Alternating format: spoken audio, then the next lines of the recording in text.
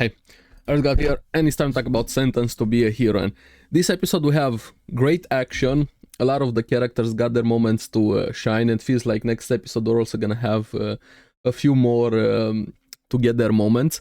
But while the action was great, I kind of was more interested into what was happening in the background, especially with Kivia. But we're going to get into that. Let's get into the episode and talk about it now. Have the fight in the cities. Fairies break in thanks to Bujam with the underground. Here the fight ensues. We have Xylo's group versus the demons. Tatsuya was awesome, and I do hope Tatsuya is gonna get his episode at some point. I really hope so. It feels like everybody in the group kind of got their episode. The Rhino was the last one to be revealed. He's a very interesting character, even more with what he said this episode. But Tatsuya still basically don't know anything about him besides being another worlder here.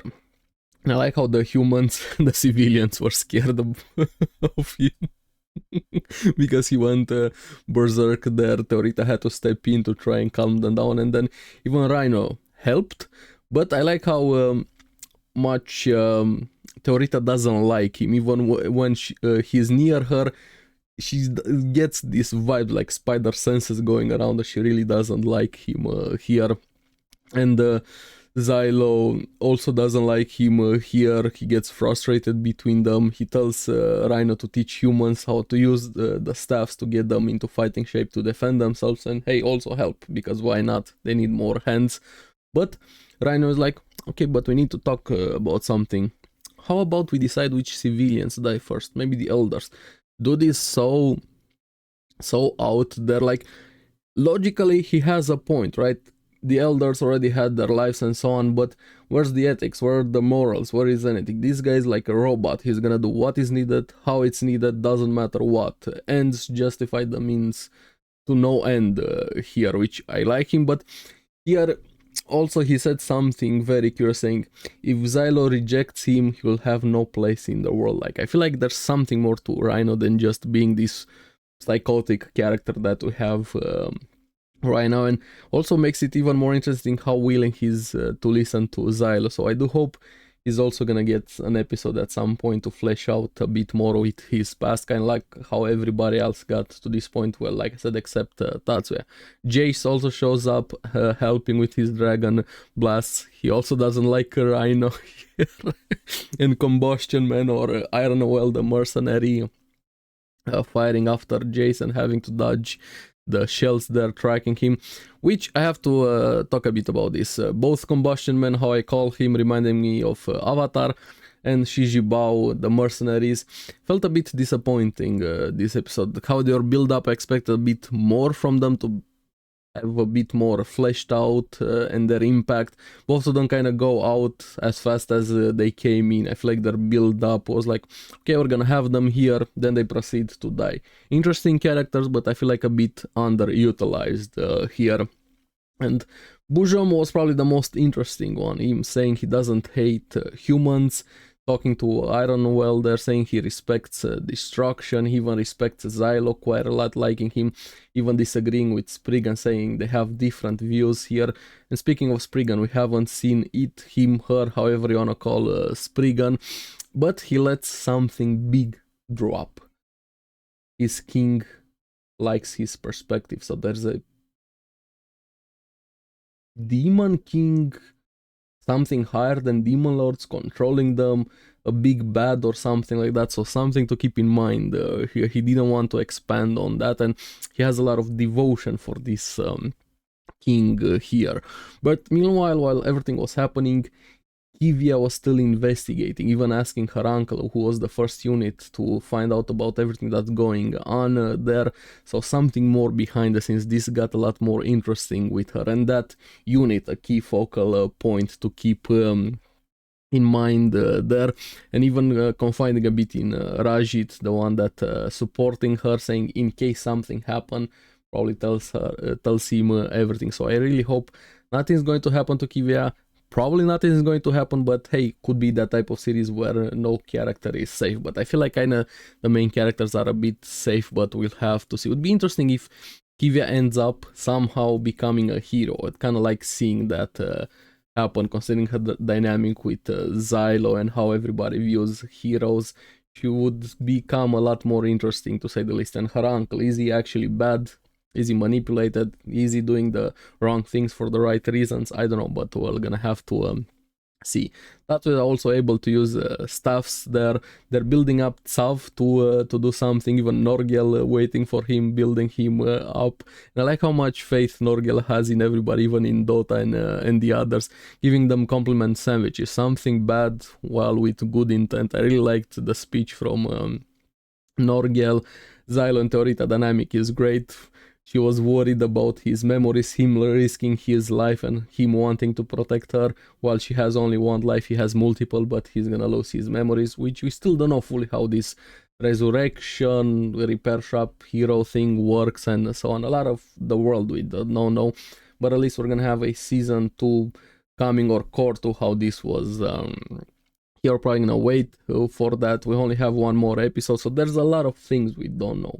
I'm curious where the last episode is also going to go here. Xylo and Teorita blasting through to get to the location there through the web field, more like tongue field, how those demons set it up. But Shijibao shows up, attacks them, and also distracts Ironwell to ask for support for artillery. And here we have them stopping Shijibao, Xylo catching her, throws her up in the air just in time for a blast for Rhino, my bad, Jace to blast her from the dragon. So she died kind of fast and an interesting way. She got fried.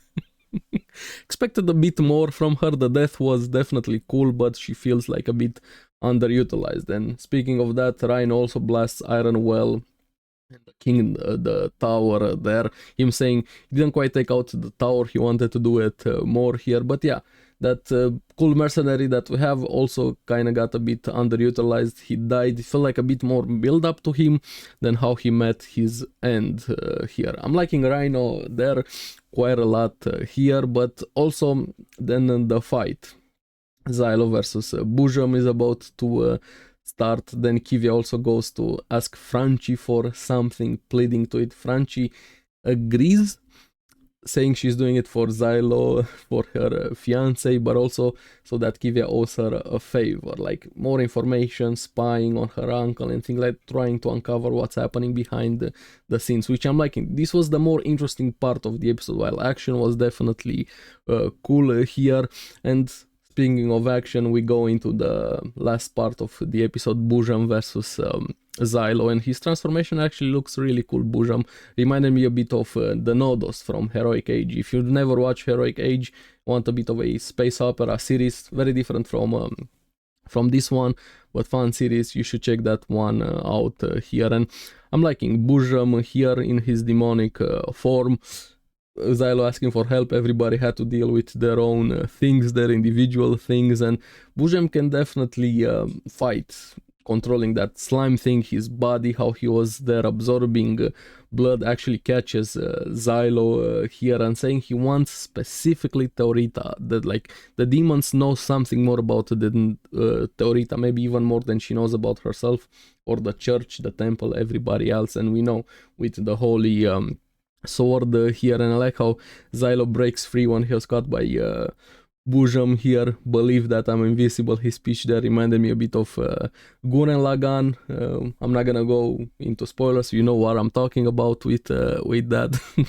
They take out the tower, Flood comes in, Bujam unleashing every attack he had there, looked cool. The action was really great with those tornadoes, and I felt like Xylo kind of went a bit into the zone, saying he fought like this before. I feel like he was connecting a bit more with Teorita, or something more was jogging his memories. Maybe he died once before and he was forgetting something. Hey, something more to keep in mind. Really makes this memory loss and death for heroes quite interesting, because somebody could use them to do something, kill them, and they would have no memory of this. Or Xylo went through something, lost his memories, maybe what happened to get him into this position. Something more to keep in mind there. And they used the holy sword to kill Bujam, and he kind of knew about it or knew of its existence or something like that, so Bujam is out of the picture here. Cool episode, while the action was great, like I said, more things were happening in the background that I found a bit more interesting, and some of the characters were a bit underutilized. But also have one more episode, at least in this core, and the Spriggan, everything else what's happening, the investigation in Kivia's uncle. I'm curious how the last episode is going to go.